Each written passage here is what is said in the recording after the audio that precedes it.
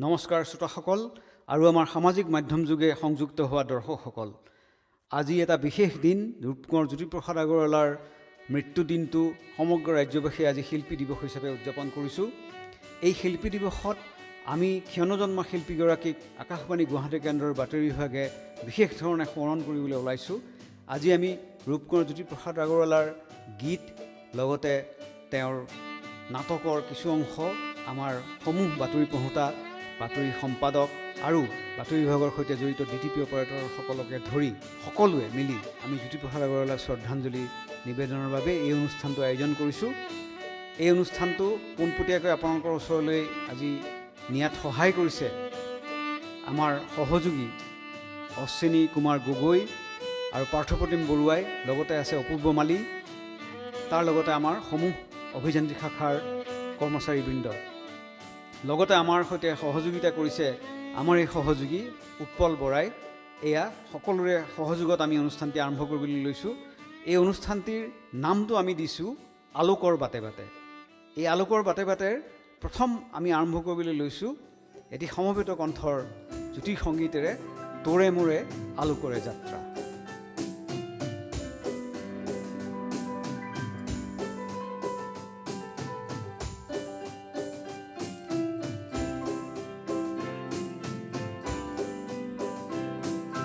তোৰে মোৰে আলোকৰে যাত্ৰা অব্যৰ্থ অব্যৰ্থ, তোৰে মোৰে আলোকৰে যাত্ৰা অব্যৰ্থ অব্যৰ্থ,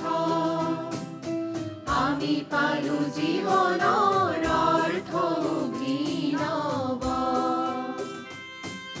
স্বাগত স্বাগত তীৰ্থ, স্বাগত স্বাগত তীৰ্থ, তোৰে মোৰে আলোকৰে যাত্ৰা।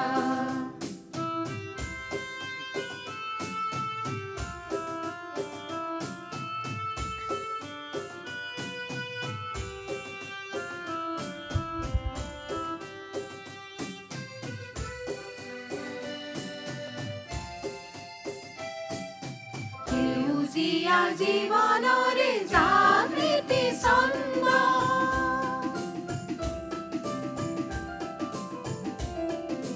সেউজীয়া জীৱনৰে জাগৃতি ছন্দ, আহে আহে জনতাৰ অন্তৰে অন্তৰে, আলোক বসন্ত হাঁহে হাঁহে প্ৰচাৰিত অৰুণবাণী, আগবাঢ়ে আগবাঢ়ে যুগাগ্ৰগামী তৰুণ সেনানী, আগবাঢ়ে আগবাঢ়ে যুগাগ্ৰগামী তৰুণ সেনানী, আজি সমৃদ্ধ বেগে জাগে জাগে বিপ্লৱী প্ৰাণ, মুখৰিত দিশে দিশে অগণী গান, মুখৰিত দিশে দিশে অগণী গান, তোৰে মোৰে আলোকৰে যাত্ৰা অব্যৰ্থ অব্যৰ্থ, আমি পালো জীৱনৰ অৰ্থ অভিনব।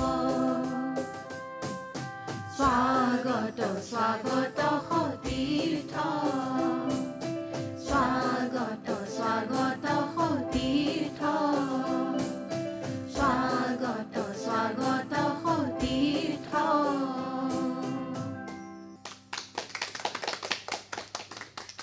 জ্যোতিপ্ৰসাদ আগৰৱালাৰ কথা, তেওঁৰ প্ৰতিভাৰ কথা কৈ শেষ কৰিবই নোৱাৰি। আমাৰ এই চুটি অনুষ্ঠানৰ মাজততো একেবাৰে সম্ভৱেই নহয়। তেওঁ নিজেই কৈ গৈছিল, ছবি অঁকা শিল্পী নহওঁ মই, যদিও আঁকো ছবি, গান কবিতাৰ শিল্পী নহওঁ যদিও ময়েই কবি, কলাৰ মাজত যদিও প্ৰকাশ মোৰ, জীৱনকালক ধুনীয়া কৰি মানুহকেই মানুহ কৰি থৈ যাবলৈ, বাস্তৱৰে কেন্দ্ৰস্থলীত লৈছোঁ স্থিতি, যুঁজিবলৈ দুষ্কৃতিক দুৰ্ঘোৰ। সঁচাকৈ তেওঁ দুষ্কৃতিৰ বিৰুদ্ধে তেওঁ জীৱনটো যেন এটা প্ৰতীক আমাক সদায় উদ্বুদ্ধ কৰি ৰাখিছে জ্যোতিপ্ৰসাদে। আৰু এই জ্যোতিপ্ৰসাদে অসমীয়া চলচ্চিত্ৰৰ জনক জ্যোতিপ্ৰসাদ, সেই জ্যোতিপ্ৰসাদৰ চলচ্চিত্ৰ চিন্তাৰ বিষয়ে, জয়মতীৰ নিৰ্মাণ শৈলীৰ বিষয়ে আমাৰ সৈতে আছে সাংবাদিক, অংশকালীন আমাৰ সম্পাদক হীৰেণ শৰ্মা। হীৰেণৰ পৰা মই জ্যোতিপ্ৰসাদ আগৰৱালাৰ চলচ্চিত্ৰ যাত্ৰা সম্পৰ্কে কিছু কথা শুনিবলৈ মই হীৰেণক আগবাঢ়ি আহিবলৈ অনুৰোধ জনাইছোঁ। ধন্যবাদ ৰাজীৱ দা। মই তেখেতৰ ভাষাৰে ক'ব বিচাৰিম যে জ্যোতিপ্ৰসাদ আগৰৱালা আছিল লুইতৰ পাৰৰ অগ্নিসুৰ। আচলতে আমি তেখেতক কেইবাটা দিশৰ পৰাও চালে আমি প্ৰথম তেখেত মানে নিদৰ্শন আচলতে ক'ব লাগিব যে কেইবাটাও দিশত তেখেতে নিদৰ্শন দেখুৱাই থৈ গৈছে। আমি চিনেমাৰ ক্ষেত্ৰত কওঁ বা তেখেতে মহিলাৰ ক্ষেত্ৰত বিশেষকৈ মহিলা আমাৰ অসমত আইদেউ সন্দিকৈক উলিয়াই অনা বা অন্যান্য দিশত আমি যদি চাওঁ কেইবাটাও দিশত তেখেতে প্ৰথম। গতিকে আৰু মই ব্যক্তিগতভাৱে তেখেতক এনেকৈ চাওঁ যে তেখেত আচলতে বিপ্লৱী আছিল, মনৰ বিপ্লৱীও আছিল। তেখেতে যেতিয়া জয়মতী নিৰ্মাণ কৰিছিল, জয়মতী নিৰ্মাণ কৰাৰ সময়ত তেখেতে চিত্ৰবন নামৰ ষ্টুডিঅ' এটা স্থাপন কৰিছিল। সেইটো মানে মোৰ কৈ ভাল লাগিব যে আমাৰ অসমৰ এখন আগশাৰীৰ কাকতে প্ৰথমতে ওলাওঁতে কাকতখন আপোনাৰ নাম ৰাখিছিলে, এটা সাংস্কৃতিক পৃষ্ঠা আছিলে চিত্ৰবন, আৰু সেই চিত্ৰবন পৃষ্ঠাটো মই পৰিচালনা কৰাৰ সুযোগ পাইছিলোঁ। তেতিয়াই মই মানে সেই কথাখিনি জানিছিলোঁ বা তেখেতে কেনেদৰে কি কৰিছে। সেই চিত্ৰবন পৃষ্ঠাটোত আমি কিছুমান বস্তু সৰু সৰু তথ্য দিবলৈ চেষ্টা কৰিছিলোঁ জ্যোতিপ্ৰসাদ আগৰৱালাৰ বিষয়ে। তেতিয়া আমি সেইখিনি সময়তো কিছুমান পঢ়া কথা মোৰ মনত আছে যে জয়মতী যেতিয়া তেখেতে নিৰ্মাণ কৰিবলৈ গৈছিল যথেষ্ট প্ৰত্যাহ্বানৰ সন্মুখীন হৈছিল। 1935 চনত তেখেতে জয়মতী মুক্তি দিছিলে, কিন্তু 33 চনত তেখেতে যেতিয়া ষ্টুডিঅ' নিৰ্মাণ কৰিছিল বা নিজেই সকলো কৰি ল'ব লগা হৈছিলে। আৰু চিত্ৰলেখা মুভিটোন নামৰ যিটো প্ৰযোজনা সংস্থাটো তেখেতে সেইটোৰ বেনাৰতে কৰিছিলে। কৰোঁতে প্ৰথমতে কিন্তু জয়মতী তেখেতে সফল বুলি ক'ব নোৱাৰে। আচলতে জয়মতী তেখেতে সফল নাছিলে, কাৰণ আৰু এটা কথা মানে যেতিয়া ডাবিঙৰ ক্ষেত্ৰৰ কথাটো কওঁ, আমি ডাবিঙৰ ক্ষেত্ৰততো গোটেইখিনি নোহোৱা হৈ গৈছিলে। পিছত তেতিয়া মানে বাহিৰত গৈ পেলাই সেইখিনি সময়ত সেইটো কম সাহ কৰা নাছিলে, তেখেতে নিজেই কৰিছিলে, নিজেই গোটেইখিনি কৰি পেলাই ডাবিং কৰি পেলাই বা এটা ষ্টুডিঅ' স্থাপন কৰি, এইখিনি আমাৰ কাৰণে সঁচাকৈ মানে অনুপ্ৰেৰণা, সকলোৰে কাৰণে অনুপ্ৰেৰণা। কিন্তু জয়মতীৰ ক্ষেত্ৰত তেওঁ বাণিজ্যিকভাৱে লোকচানৰ সন্মুখীন হ'ল। লোকচানৰ সন্মুখীন হোৱাৰ পিছত আকৌ ইন্দ্ৰমালতীয়ে বাৰু সেইখিনি অভিলেখভাৱে মানে সংখ্যক এটা তেখেতক সফলতা প্ৰদান কৰিলে। মানে এইটোৱেই ক'বলগীয়া যে তেওঁ একেবাৰে দমি নগ'ল। মই সেইকাৰণে জয়মতীৰ পিছতো তেওঁ আকৌ ইন্দ্ৰমালতী কৰিলে। মই সেইকাৰণে ক'ব বিচাৰোঁ তেখেত মনৰ বিপ্লৱী আছিলে। আচলতে মই সেইকাৰণে সেই শব্দটো ব্যৱহাৰ কৰিব বিচাৰিছোঁ, মনৰ বিপ্লৱী। সেইকাৰণে আমি আজিৰ প্ৰজন্মই মই ভাবোঁ তেখেতক অনুকৰণ কৰা বিষয় সেইকেইটাও আছে। যি হাৰ নমনা এজন শিল্পী আছিল, যি অজেয়, প্ৰথম অৱস্থাত হাৰি গৈছিল, কিন্তু হাৰি পেলাই আকৌ তাক সফলতা কেনেকৈ, মানে বিফলতাৰ পিছত আকৌ সফলতা কেনেকৈ আহে, জয়মতী আৰু ইন্দ্ৰমালতীয়ে তাক প্ৰমাণ কৰি থৈ গৈছে। ডাবিঙৰ কথাটো ক'লোঁ মই অকণমান আগতে, ডাবিং যেতিয়া 54গৰাকী শিল্পীৰ ডাবিং নোহোৱা হৈ গৈছিল। আমি এতিয়া বহু আগলৈকে আমি দেখিছোঁ যে অসমত DI মানে কিনি আমি বাহিৰত কৰিব লগা হয়, মুম্বাই বা সেইখিনি সময়ত। এতিয়া সুলভ হৈছে, এতিয়াৰ পৰিৱেশত আমাৰ যথেষ্টখিনি হৈছে, তথাপি আমাৰ বাহিৰত বহুত কাম কৰিব লগা হয়। কিন্তু সেইখিনি সময়ত তেখেতে বাহিৰত সেইখিনি কৰিবলৈ সাহস কৰাটো কম কথা নাছিল। বিশেষকৈ আৰু এটা কথা বৰ আচৰিত, তেখেত আছিলে অৰ্থনীতি পঢ়িবলৈ গৈছিলে এডিনবাৰ্গলৈ, কিন্তু অৰ্থনীতি পঢ়িবলৈ আধাতে সামৰি আহি আকৌ জাৰ্মানীত তেখেতে চলচ্চিত্ৰৰ নিৰ্মাণৰ কৌশল শিকিলে। তাৰপিছত আহি পেলাই আচলতে তেখেতৰ সেইটো মনটোৱে চাগে আছিলে চলচ্চিত্ৰ বা এই ধৰণৰ আছিলে, যে অৰ্থনীতিৰ মানুহ নাছিলেই মনত, বা কি পৰিৱেশত কেনেকৈ গৈছিলে নাজানো, কিন্তু তেখেতে আচলতে চাগে শিল্পী মানুহ, গতিকে জোৰকৈ কোনোবা এটা দিশত গৈছিলে, উভতি আহি আকৌ নিজৰ বাটটো ল'লে। কিন্তু তেখেতৰ যিটো ইমান কম আয়ুকালত যিমানখিনি দি থৈ গৈছে, সঁচাকৈ সেইটো একেবাৰে এটা আচৰিত ধৰণৰ কথা। এই প্ৰতিভা তেখেতৰ, যি বিৰল প্ৰতিভা তেখেতৰ। হয়, আৰু ধন্যবাদ হীৰেণ। আমাৰ এগৰাকী জ্যেষ্ঠা বাতৰি পঢ়োতা নিৰুপমা বৰঠাকুৰ, তেওঁ এতিয়া লৈ আহিছে সেউজীয়া সেউজীয়া।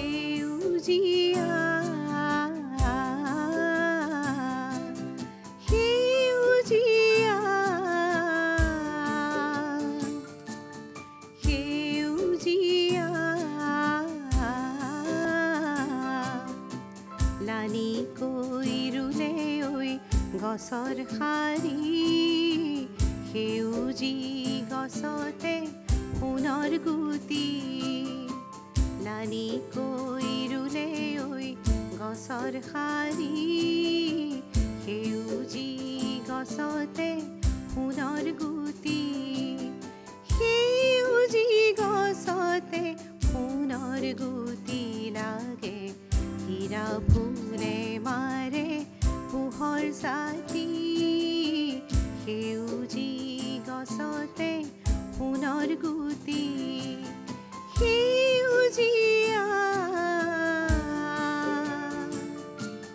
সেউজীয়া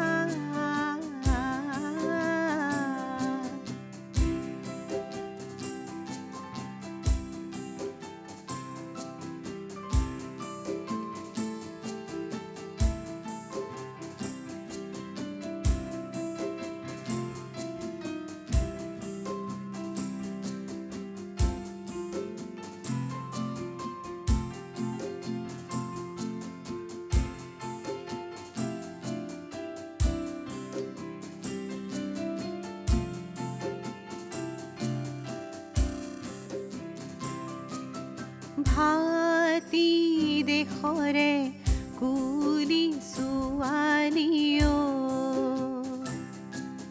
ভাতি দেশৰে কুলি ছোৱালীও টুকুৰিত ভৰাবি কোমল পাতে ভাগৰি জিৰাবি শিৰিষৰ ছাতে আঙুলি বুলাবি পাতে পাতে খৰকৈ বুলাবি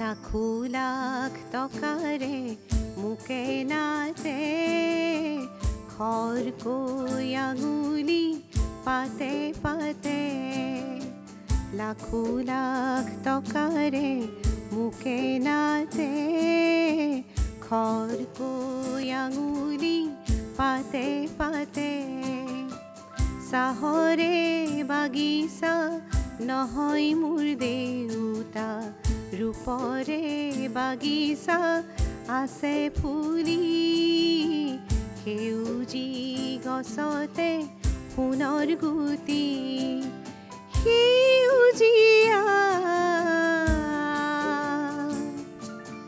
সেউজীয়া লানি কৈ ৰুলে ঐ গছৰ শাৰী সেউজী গছতে সোণৰ গুটি লানি কৈ ৰুলে ঐ গছৰ শাৰী সেউজী গছতে সোণৰ গুটি সেউজী গছতে সোণৰ গুটি লাগে হীৰা ফুলে মাৰে পোহৰ ছাতি সেউজী গছতে সোণৰ গুটি সেউজীয়া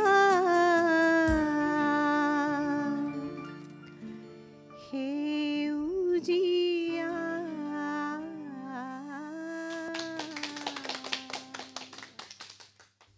আমাৰ এই অনুষ্ঠানটো প্ৰচাৰিত হৈ আছে আপোনালোকে জানে যে আমাৰ YouTube channel AIR news Guwahati আৰু আমাৰ ফেচবুক পেজ এআইআৰ নিউজ গুৱাহাটীত তাৰ লগতে আপোনালোকে জানেই যে আমাৰ যিকেইটা ফ্ৰিকুৱেঞ্চি মহাবাহু চেনেলৰ 101.6 101.6 মেগাহাৰ্টজ আৰু মিডিয়াম ৱেভৰ 411.5 মিটাৰত আমাক ছ'চিয়েল মিডিয়াত আজি সহায় কৰিছে অশ্বিনী কুমাৰ গগৈ আৰু পাৰ্থপ্ৰতিম বৰুৱাই আৰু আমাক সংগীতত বাদ্যযন্ত্ৰত সহায় কৰিছে কীবৰ্ডত অমৰজ্যোতি ডেকা আৰু পেডত আছে ৰূপজ্যোতি শৰ্মা আৰু আমাৰ গীটাৰত আছে আমাৰ আটাৰে চিনাকি আমাৰ আকাশবাণীৰ নিয়মীয়া শিল্পী আকাশবাণীৰ ৰেগুলাৰ শিল্পী তেওঁ উৎপল বৰা আজি আমাৰ এই অনুষ্ঠানটি বাণীবদ্ধ কৰি আপোনালোকৰ ওচৰলৈ নিয়াত সহায় কৰিছে লাইভ কৰাটো সহায় কৰিছে অপূৰ্ব মালিয়ে আপোনালোকৰ আটাইৰে পৰিচিত অপূৰ্ব মালিকো আমি এটা হাত চাপৰিৰ সৈতে তেওঁক ধন্যবাদ জনাইছোঁ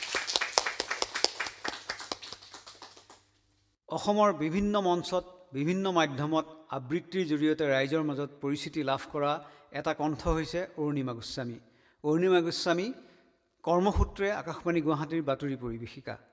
সেই অৰুণিমা গোস্বামীৰ কণ্ঠত আমি এতিয়া শুনো আহক জ্যোতিপ্ৰসাদ আগৰৱালাৰ বিখ্যাত কবিতা মই কাঞ্চনজংঘা।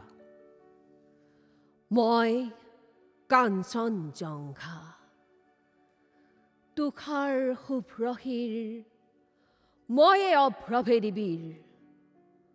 মোৰ জতা জৰি জৰি, নিজৰি নিজৰি বয়, নিগৰি নিগৰি অবিৰল কলকল। শৈলজা পয়োধৰা পীয়ুষ সলিলা সুৰধনী গংগা। প্ৰথমৰ প্ৰভাতৰ অৰুণৰ জ্যোতি, অন্নন্দ্ৰে জুৰি মোৰ আলোক নৃত্য কৰি, বিয়পাই বিশ্বত ৰঞ্জন দুটি। মোৰে আশে পাশে গাই কিন্নৰী বালিকাই আলোক বোধন মহাগীত। সন্ধিয়াই সন্ধিয়াই বেলি বিদায় গানে, দিগন্ত কৰে মুখৰিত।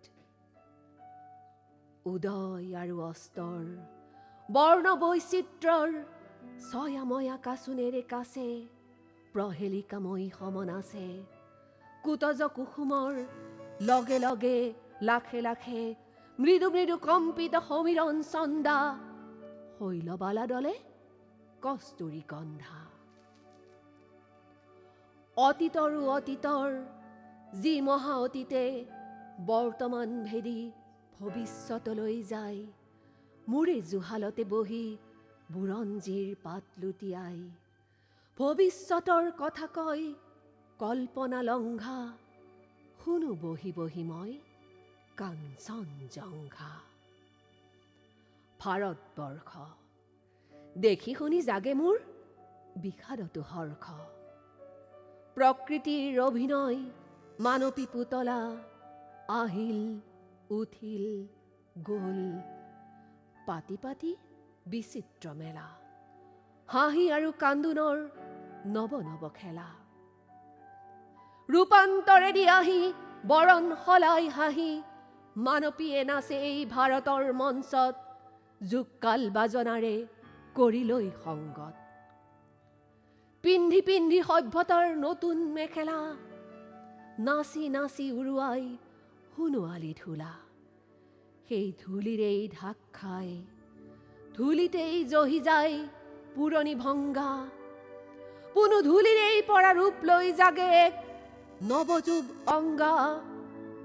অহৰহ আছে বৈ সুৰধনী গংগা, ময়ো দেখি আছো কাঞ্চনজংঘা। জ্যোতিপ্ৰসাদ আগৰৱালাৰ বিষয়ে আমি গীত নাটক এই বিষয়ে সকলোৱে জানো, কিন্তু তেওঁ শিশুৰ বাবেও যি লিখিছিল, শিশুৰ বাবে তেওঁ বিজ্ঞানভিত্তিক কেইবাখনো ৰচনা লিখিছিল অসমীয়া কাকতত। 1941 চনত এটা তেওঁৰ ৰচনা আছিল বিজ্ঞানভিত্তিক ৰচনা, কেঁচুৱা পৃথিৱীৰ অৱস্থা। পৃথিৱীখনৰ জন্মৰ যিটো বৈজ্ঞানিক যিটো ৰহস্য, সেইটো শিশুৰ বাবে উপযোগীকৈ প্ৰাঞ্জল ভাষাৰে কেনেকৈ লিখিব লাগে, এটা উৎকৃষ্ট এখন ৰচনা বুলি ক'ব পাৰি। আৰু একেধৰণৰ আৰু এখন বিজ্ঞানভিত্তিক ৰচনা লিখিছিল শিশুৰ বাবে। তেওঁ লিখিছিল প্ৰথম জীৱন সূচনা, পৃথিৱীলৈ কেনেকৈ ধৰালৈ কেনেকৈ জীৱৰ সৃষ্টি হৈছিল, জীৱ কেনেকৈ আহিছিল, এই বিষয়ে লিখিছিল। সেয়াও তেওঁৰ জ্যোতিপ্ৰসাদ ৰচনাৱলীত সন্নিৱিষ্ট আছে। মোৰ গানত জ্বলে, এই গীতটি এটা যথেষ্ট টান গীত। এই গীতটো গাবলৈ চেষ্টা কৰিছে আমাৰ সহযোগী সতীৰ্থ বাতৰি পঢ়োতা ৰূপজ্যোতি বৰুৱাই। মোৰ গানত জ্বলে, শত যুগৰ কত অভিমান। মোৰ গানত জ্বলে, শত যুগৰ কত অভিমান।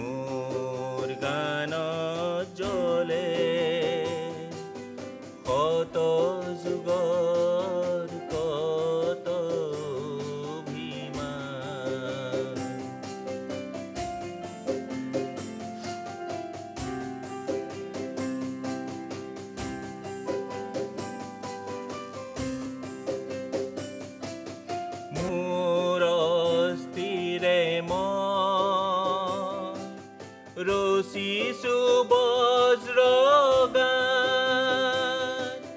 মোৰ অস্থিৰে মই ৰচিছো বজ্ৰগান প্ৰালৈকি মোৰ জাগিছে ছন্দ কৃতান্ত মূৰ্তিমান প্ৰালৈকি মোৰ জাগিছে ছন্দ কৃতান্ত মূৰ্তিমান গানেৰে মই বিশ্ব জীয়ন কৰি আছো আহ্বান চিৰ দুখীয়াৰ চিৰ পৰিত্ৰাণ মোৰ গান জ্বলে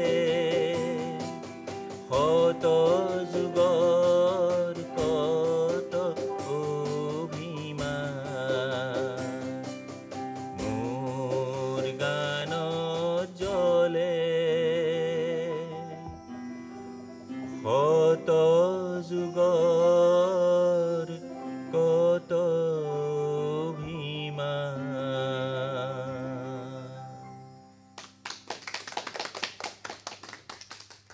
শ্ৰোতা দৰ্শকসকল, আলোকৰ বাটে বাটে অনুষ্ঠানটি আপোনালোকে শুনি বা চাই ভাল পাইছে নিশ্চয়।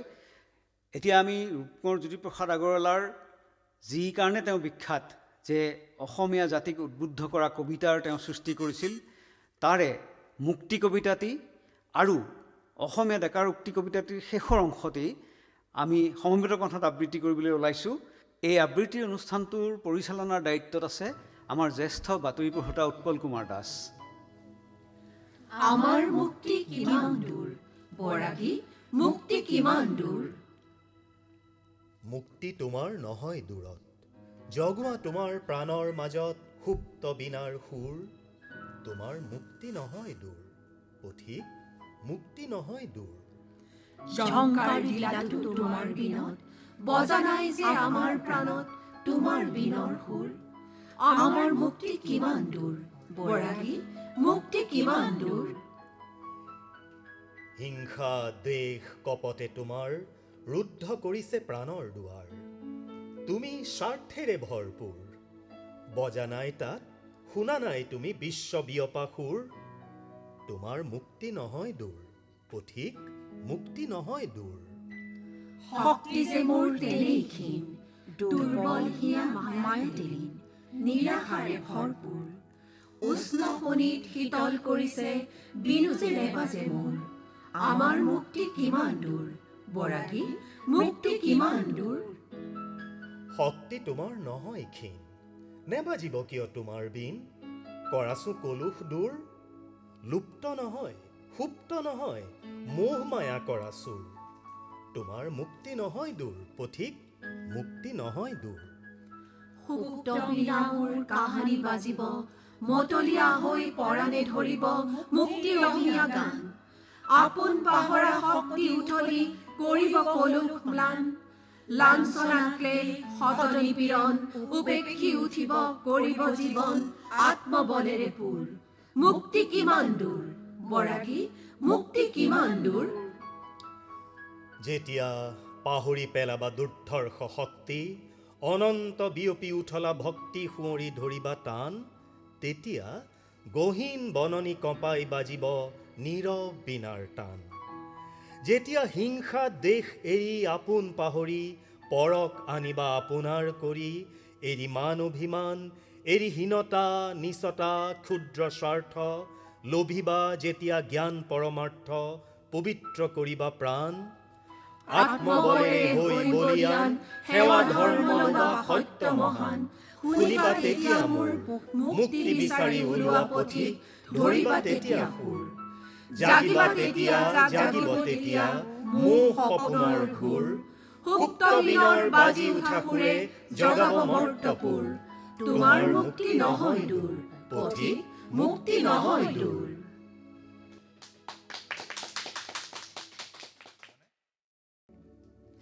ময়েই হিন্দু, ময়েই মুছলমান, ময়েই নজোৱান।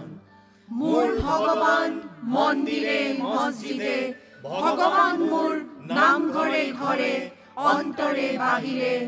মোৰ ভগৱান নয়ে বনে বনে, আকাশে আসমানে, গীতা পুৰাণেৰে বাইবেলেৰে, কত গ্ৰন্থৰে মই সকলো ধৰ্মৰ মৰ্ম বুকুত লৈ প্ৰণামিছো মই প্ৰাৰ্থনা নামাজ লোৱাহে জ্যোতিৰ্ময়। জয় তোমাৰেই জয়, জয় তোমাৰেই জয়, জয় তোমাৰেই জয়। কনিষ্ঠতম আমাৰ সতীৰ্থ ঋতুস্মিতা তামুলী, তেওঁ আজি গাই শুনাব আমাৰে সখীয়া গীতটি। যদিও কণ্ঠ অকণমান আজি ইমান উপযোগী হৈ থকা নাই, তথাপি ঋতুস্মিতাই চেষ্টা কৰিছে গীতটি গাবলৈ। আপোনালোকে শুনক।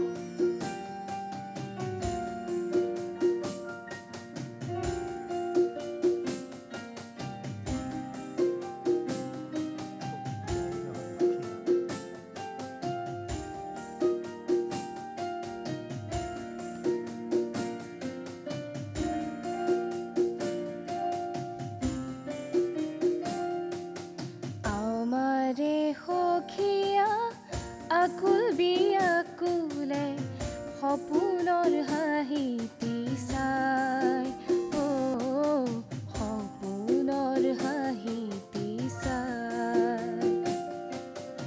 আমাৰে সখিয়া আকুল বিয়াকুলে সপোনৰ হাঁহিটি চাই, সপোনৰ হাঁহিটি চাই। সপোনত কোঁৱৰে আহুদিয়া নিলে মতলীয়া সখী খাই, মতলীয়া সখী খাই।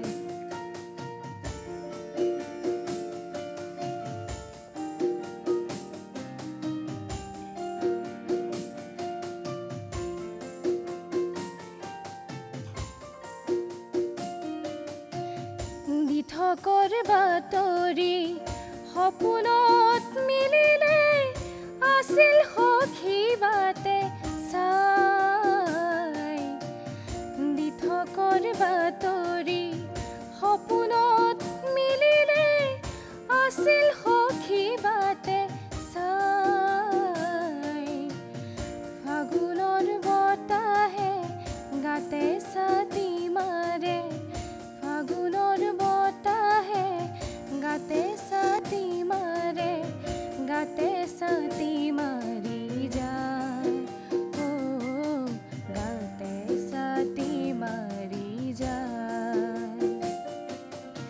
আমাৰে সখীয়া আকুল বিয়াকুলে সপোনৰ হাঁহিটি চাই, সপোনৰ হাঁহিটি চাই।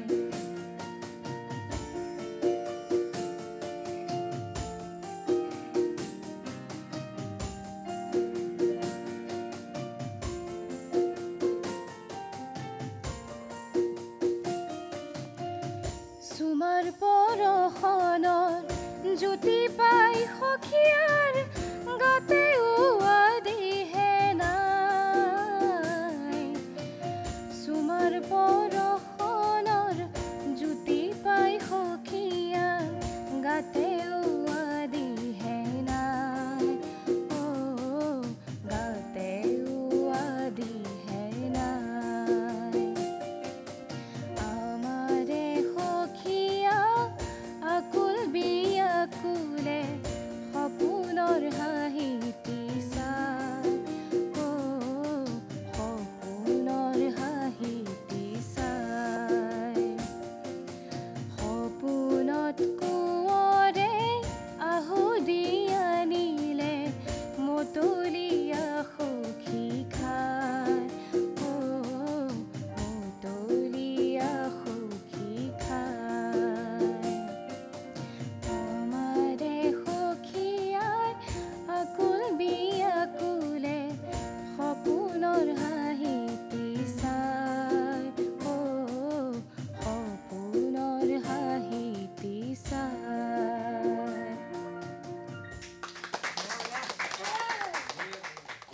ৰূপকোঁৱৰৰ এটা কবিতা হৈছে আজিৰ কবিতা, এটা ভিন্নধৰ্মী কবিতা। এই কবিতাটো আবৃত্তিৰে আপোনালোকৰ ওচৰলৈ আহিছে এতিয়া পৰিস্মিতা দিহিঙীয়া, আমাৰ বাতৰি পঢ়োঁতা। আজিৰ কবিতা। আজিৰ কবিতা তাই খোজ কঢ়া চন্দেৰে যাই দি থকলে, আহিলে ওলাই খোজে খোজে নৱলয়লা অভিনৱ ছন্দ বিকাশ। কল্পনাৰ ফুলনিত সোণালী সপোন দেখি অতল দিন শুই থাকি যন্ত্ৰৰ গুমগুমনিত সাৰ পায়। দেখে আকাশেদি উৰি যায় যন্ত্ৰ বিমান, শুনে বাজে খৰখৰণিৰে ৰেডিঅ'ৰ গান। খুলি থৈ সোণ খাৰু কংকণ, গাৰ পৰা মুচি থৈ কুমকুম চন্দন। ৰেলৱে ট্ৰেইনৰ তৃতীয় শ্ৰেণীত উঠি বনোৱাৰ সজোৱাৰ গাঁৱলৈ যায় শাক ভাত খাই।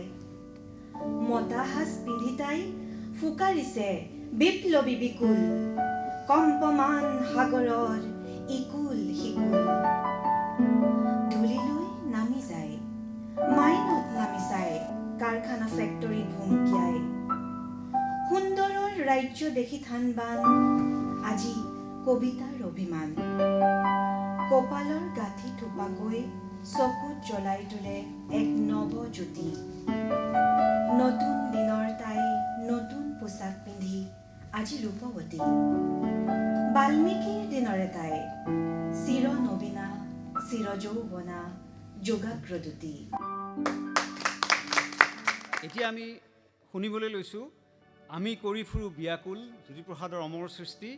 আমাৰ সৈতে আছে অৰুণা ৰায়চৌধুৰী। তেওঁ আমাৰ বাতৰি বিভাগত তেওঁ সুন্দৰ ডিটিপি কৰে, তাৰ লগে লগে তেওঁ সংগীতৰ চৰ্চা কৰে। আমি অৰুণাৰ পৰা এই গানটি শুনি লওঁ।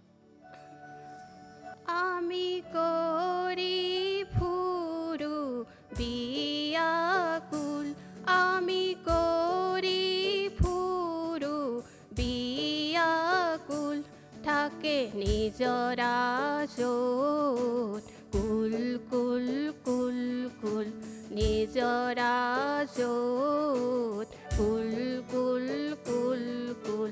ফুলৰ পাহিত নিয়ৰ দোল, সখীয়তীৰ মাতে য'ত বিয়পিছে ইকুল সিকুল, ইকুল সিকুল, কৰি ফুৰো বিয়াকুল, আমি কৰি ফুৰো বিয়াকুল।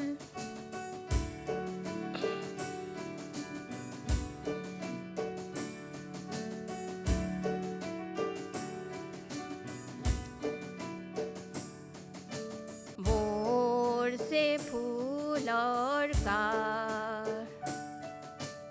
মোৰ হাততে মধুৰ ভাৰ, মোৰ যে ফুলৰ কাৰ, মোৰ হাততে মধুৰ ভাৰ। আমাৰ কাষতে যোৱা প্ৰেমিক প্ৰেমিকা বিয়াকুল, আমি কৰি ফুৰো বিয়াকুল, আমি কৰি ফুৰো বিয়াকুল।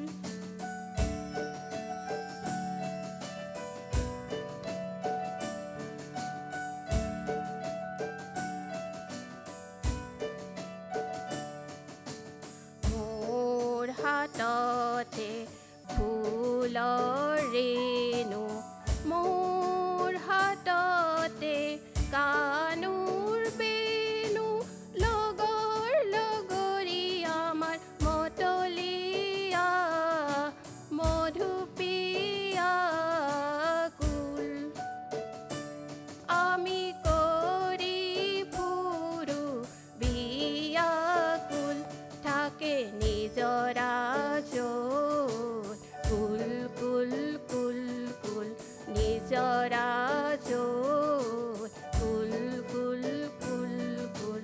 ফুলৰ পাহিত নিয়ৰ দোল, সখীয়তীৰ মাত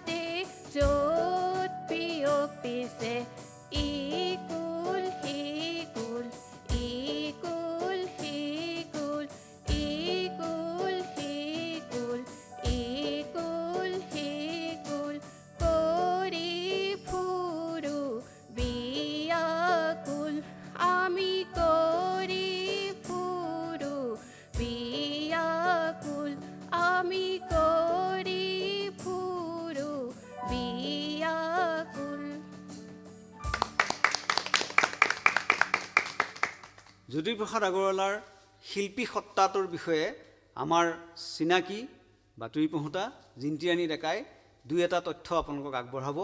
এয়া মই জিন্তিলৈ মাইক্ৰফোনটো আগবঢ়াই দিছোঁ। ধন্যবাদ ৰাজীৱ দা। আচলতে জ্যোতিপ্ৰসাদৰ বিষয়ে আমি কৈ থাকিলে কৈয়ে থাকিব পাৰোঁ। তেখেতৰ যি বিশাল শিল্পী সত্তা, ক'ত আৰম্ভ কৰি ক'ত শেষ কৰিম সেই কথা আচলতে ভাবিবই নোৱাৰি, ক'বই নোৱাৰি। মই মুগ্ধ হওঁ আৰু বিস্মিত হওঁ, এনে এগৰাকী শিল্পী সত্তা আমাৰ এই অসমতে আছিল। আৰু তেখেতে আমাৰ যি চালুকীয়া আমাৰ সংস্কৃতিৰ যি বঙলুৱা প্ৰভাৱ আছিল, অসমীয়া গীত মাত সমূলি নাইকিয়া হৈ গৈছিলে আৰু সেই সকলোৱে বঙলুৱা নাট গীত এইবোৰৰ প্ৰতি আকৰ্ষিত হৈছিল, চিনেমাৰ কথাই নাছিল। তেতিয়া জ্যোতিপ্ৰসাদ নামৰ এগৰাকী যুৱকে তেওঁ খুব বেদনা অনুভৱ কৰিছিল।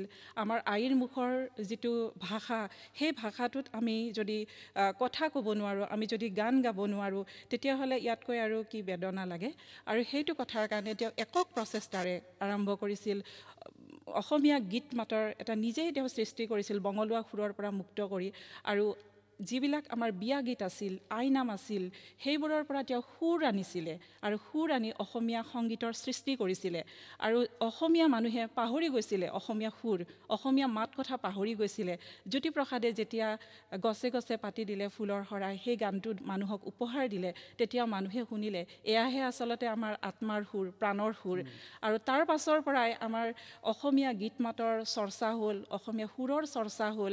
যেতিয়া জ্যোতিপ্ৰসাদে দেখিলে যে মই বন্ধ ঘৰত থাকি পেলাই শিল্প চৰ্চা কৰি থাকিলে নহ'ব, মই মানুহৰ মাজলৈ যাব লাগিব আৰু য'ত আমাৰ অভাৱ আছে মই তাতেই হাত দিব লাগিব। আৰু সেইটো কথাৰ কাৰণে তেওঁ শিশুৰ বাবে কবিতা লিখিছে, যুৱক যুৱতীৰ বাবে কবিতা লিখিছে, অসমৰ গাঁওবোৰ উন্নত হ'ব লাগিব তাৰ কাৰণে কবিতা লিখিছে, নাটক লিখিছে, সমাজৰ যি পৰিৱৰ্তন সেই তেওঁৰ স্থবিৰ এটা অৱস্থা দেখিছে চাৰিওফালে।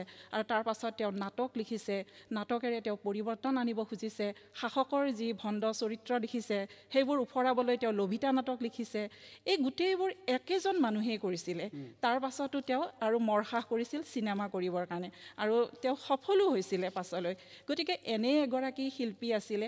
এই যে তেওঁ ইমান সফল হ'ব পাৰিছিল, চাৰিওফালে তেওঁ ৰচনা কৰিছিল, হাত দিছিল আৰু সফল হৈছিল, ইয়াৰ মূলতে আছিল মানুহৰ লগত তেওঁৰ সম্পৰ্ক। তেওঁ আচলতে জীৱন শিল্পী আছিল, হাড়ে হিমজুৱে এজন শিল্পী আছিল। তেওঁ বন্ধ ঘৰত কোনো সৃষ্টি কৰা নাছিল, মানুহৰ মাজলৈ গৈছিল। সময়ত তেওঁ বিপ্লৱো কৰিছিলে, স্বাধীনতাৰ বাবে তেওঁ যুঁজিছিল, কাৰাবৰণ খাটিছিল। তেওঁ এটা কথাই কৈছিলে, শিল্পী সাহিত্যিক যিয়েই নহওক তেওঁলোকৰ জনতাৰ লগত সম্পৰ্ক থাকিব লাগিব। আৰু আমি দেখিছোঁ আমাৰ যিসকল যুগশিল্পী আছে তেওঁলোকৰ জনতাৰ লগত এটা প্ৰাণৰ সম্পৰ্ক আছিল, আৰু সেইবাবেই তেওঁলোকৰ সৃষ্টিখিনি আজিও অজৰ অমৰ হৈ আছে। তেওঁলোকৰ সৃষ্টিত আমাক দেখা পাওঁ, আমাৰ সমাজখনক দেখা পাওঁ, আৰু সেইকাৰণে আজি মৃত্যুৰ ইমান বছৰ পিছতো জ্যোতিপ্ৰসাদ আমাৰ বাবে প্ৰাসংগিক। হয়। জ্যোতিপ্ৰসাদ আগৰৱালাই কৈ গৈছে যে পৰিৱৰ্তন আহিব, আৱৰ্তন, বিৱৰ্তন, সংৱৰ্তন, তাৰ পাছত আহিব পৰিৱৰ্তন। হয়, জিন্তিৰ কথাৰেই আমি কথাখিনি আগবঢ়াই লৈ যাওঁ। হয়, ধন্যবাদ। জ্যোতিপ্ৰসাদ আগৰৱালা যি তামোলবাৰী চাহ বাগিচাৰ গাঁৱলীয়া পৰিৱেশৰ পৰা গৈ কলিকতা হৈ এডিনবাৰ্গ গ'ল, উভতি আহিল, কিদৰে তেওঁ ঘূৰি আহিলে, আমাক সেইখিনিৰ দুই এটা কথা আমাক জনাব আমাৰ উৎপল কুমাৰ দাসে। জ্যোতিপ্ৰসাদে গাঁৱত অসমৰ প্ৰাণটো বিচাৰি পাইছিল। তেখেতৰ মতে গাঁওখনেই অসমৰ মূল ভেটি। তেখেতে কৈছিল, গাঁৱলীয়া বাটেৰে লুইতৰ ঘাটেৰে পৃথিৱী চাবলৈ ওলাবি কোন। গাঁৱৰ পৰা, উপজা গাঁৱৰ পৰা গৈ লুইতৰ ঘাটেৰে গৈ পৃথিৱীখন চাই উভতি আহি তেওঁ অসমীয়াত্ব শিকাইছিল। অসমখন কিমান মহান সেই কথা আকৌ এবাৰ উপলব্ধি কৰিছিল।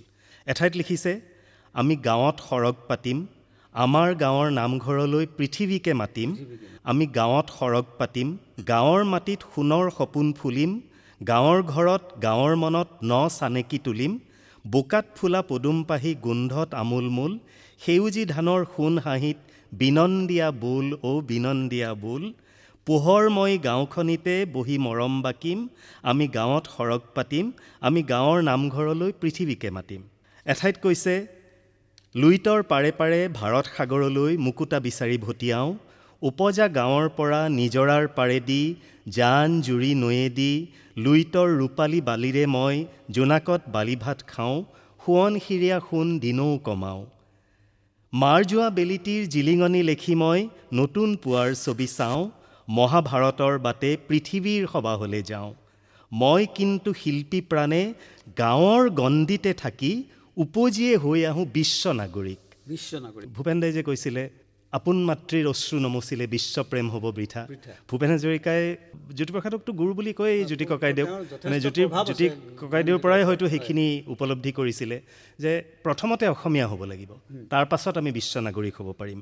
জ্যোতিপ্ৰসাদে কৈছে, ভূপেন হাজৰিকাই কৈছে, শেহতীয়াকৈ জুবিন গাৰ্গে দেখুৱাইছে কেনেকৈ আমি গোটেই পৃথিৱীখন চাই আহি, পৃথিৱীখন জয় কৰি আহি নিজৰ মানুহৰ মাজত থাকিব লাগে। নিজৰ মানুহৰ মাজত থাকিলে আমি নিজকো বিচাৰি পাওঁ আৰু অসমখনৰ কাৰণেও কিবা এটা কৰিব পাৰোঁ। জ্যোতিপ্ৰসাদে আকৌ কৈছে, তেজ মঙহৰ মাতৃজনাৰ কোলাত জনম লৈ দেশ জননীৰ মহান কোলাত লীন হৈ যাওঁ মই। উদয় শৈল গৰ্ভবিদাৰী অৰুণ দীপ্তিময়, ব্যাপে যেনেকৈ গ্ৰাম মহাগ্ৰাম পৃথিৱী জগতময়। ক্ৰমে ক্ৰমে ক্ৰমে উঠি উদ্ভাসি সিঁচি যাওঁ মই কিৰণ ৰাখি, ৰঙচুৱা হৈ সন্ধিয়া সোণালীকৈ। মৃত্যু সাগৰ পাৰ হৈ যাওঁ নতুন পুৱাৰ নতুন বাতৰি কৈ, নতুনৰ জ্যোতি হৈ থৈ যাওঁ মই পৃথিৱী ধুনীয়াকৈ। জনমে জনমে ঘূৰি ঘূৰি আহোঁ মোৰ স্বদেশলৈ। বৰ সুন্দৰ। এইবাৰ আমি শুনো আমাৰ সকলোৰে মৰমৰ, আমাৰ বাতৰি বিভাগত ডিটিপিত কাম কৰে সুন্দৰ কণ্ঠৰগৰাকী মনোৰঞ্জন বেজবৰুৱাৰ পৰা জয় আলোকময় অনাদি অনন্ত প্ৰসাৰী এই গীতটি।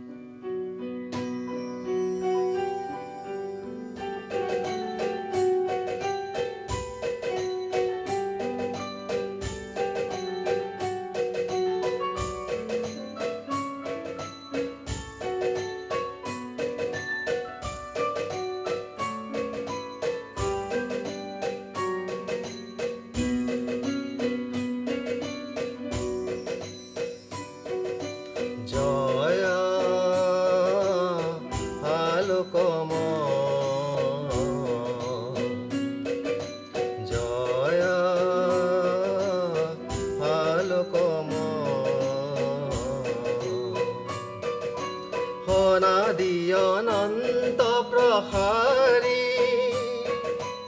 অনাদি অনন্ত প্ৰসাৰী, বিশ্ব জীৱন জ্যোতি, বিশ্ব জীৱন জ্যোতি। জয় আলোকময়,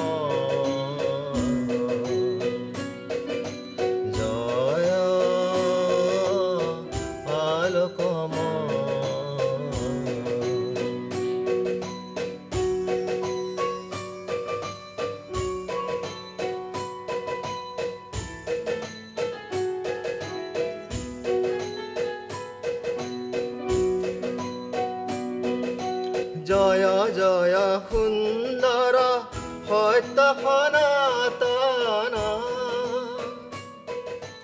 জয় জয় সুন্দৰ সত্য সনাতন,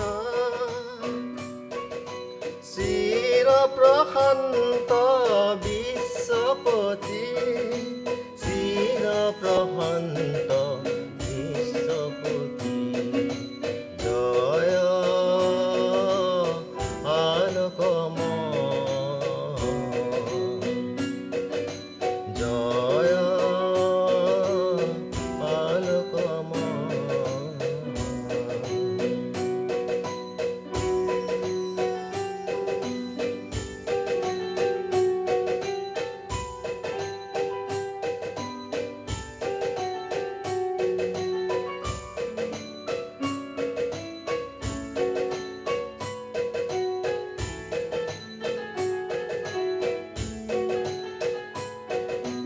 কোটি বিশ্বব্যাপক হে মহামনাধীপ, কোটি বিশ্বব্যাপক হে মহামনাধীপ, বিশ্ব জীৱন জ্যোতি, বিশ্ব জীৱন জ্যোতি। জয় আলোক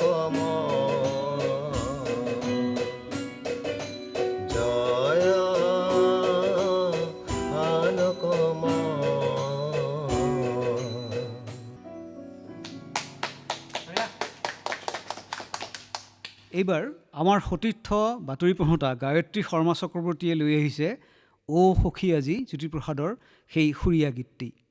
গায়ত্ৰী, আৰম্ভ কৰা।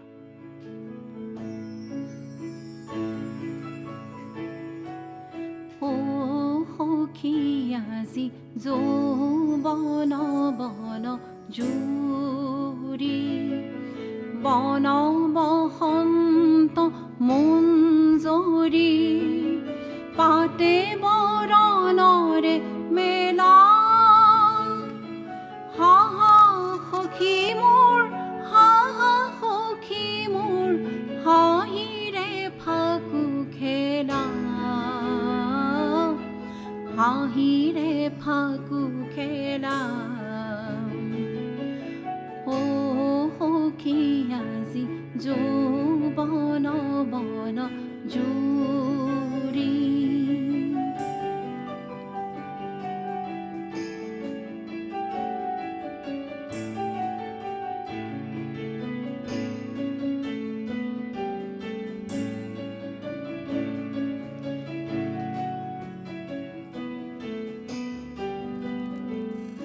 ৰূপৰ ফুলনিতে শেৱালি নেৱালি কটনো ফুল দহুদি আমোলাই কৰিছে আকুল ফুলৰ বাটিৰে মোৰে নিজৰা বাকি দিয়া তাতে বিয়া কৰো মৌপিয়া অ সখী আজি যৌৱন বন জুৰি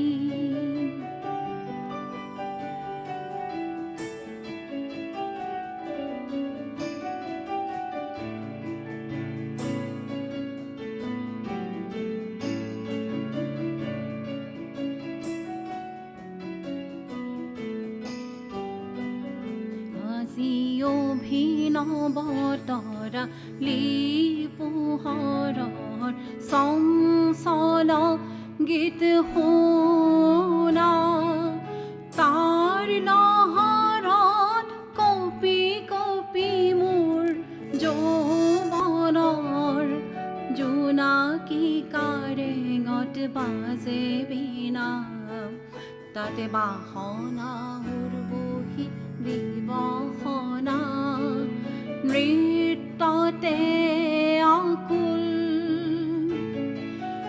অ সখী যাই যে বেলা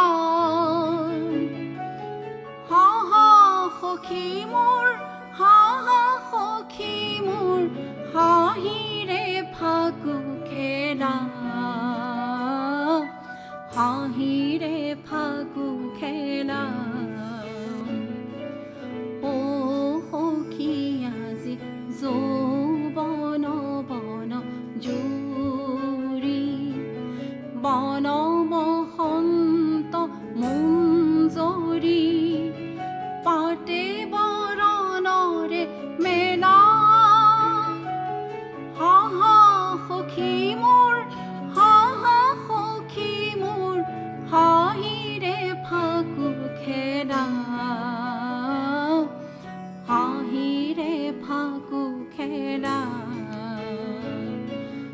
অ সখী আজি যৌৱন বন জুৰি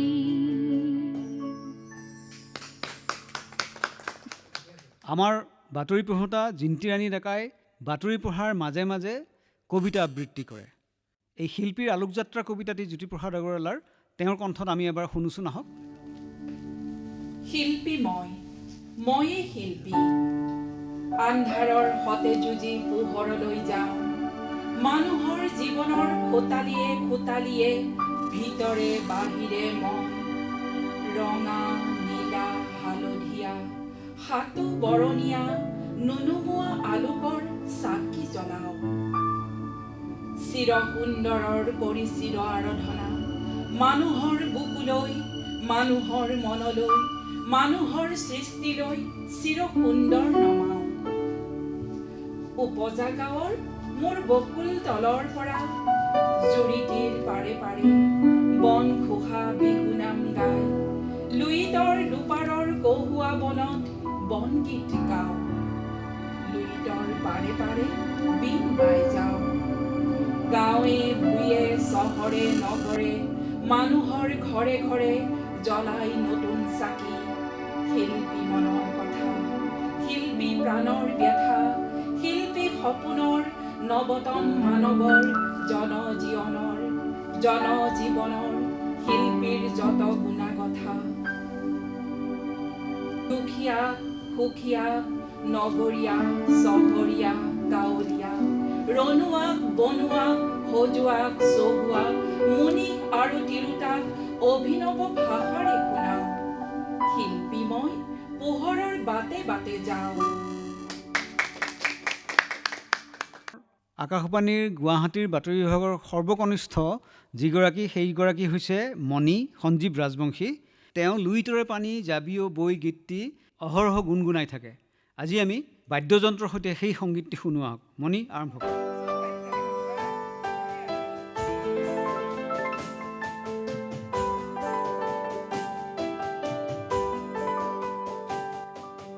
লুইতৰে পানী জাবিয়ব, লুইতৰে পানী জাবিয়ব, লুইতৰে পানী জাবিয়ব, লুইতৰে পানী জাবিয়ব, সন্ধিয়া লুইতৰ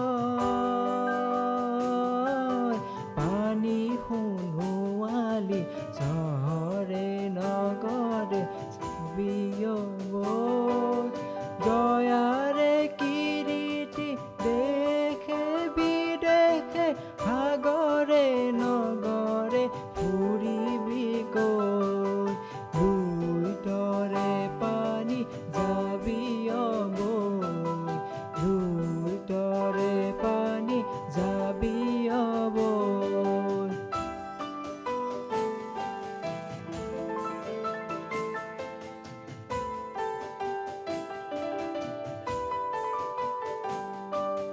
মাটিৰে দেহাতি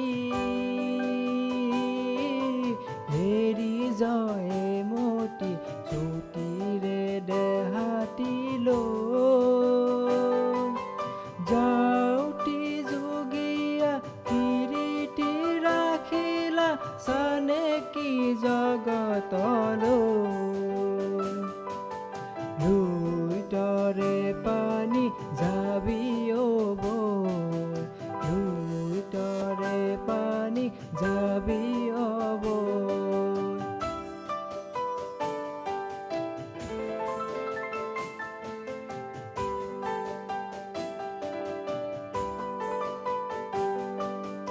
এটুপি দুটুপি তেজে তিনি টুপি, দেশৰ হকে জয়াই কলে বিলাই, অসমৰ জীয়াৰী অসমৰ বোৱাৰী, এটুপি চকুলো জোৱা পেলাই, লুইতৰে পানী জাবিয়ব, লুইতৰে পানী জাবিয়ব, লুইতৰে পানী জাবিয়ব, লুইতৰে পানী জাবিয়ব।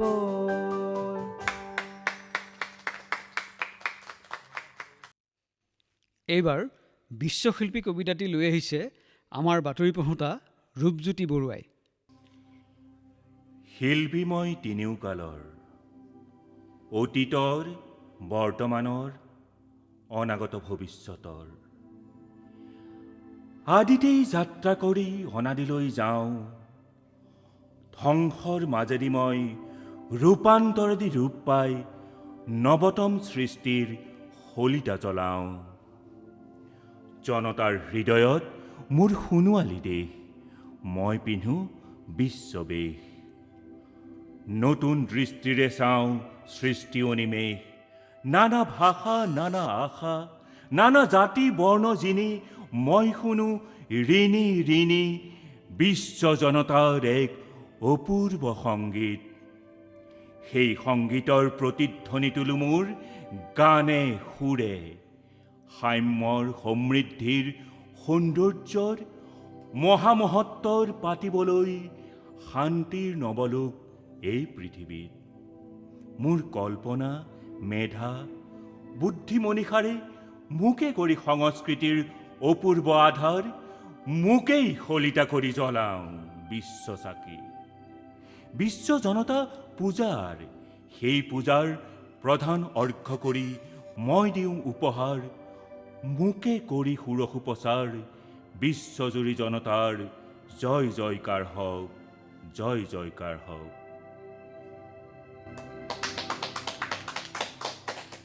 চাওঁতে চাওঁতে আমাৰ অনুষ্ঠানৰ সময়ো শেষ হৈ আহিল। আমাৰ অন্যতম জ্যেষ্ঠ বাতৰি পঢ়োতা সংগীতা শৰ্মাই দীৰ্ঘদিন ধৰি চৰ্চা কৰি আহিছে বেহেলাৰ।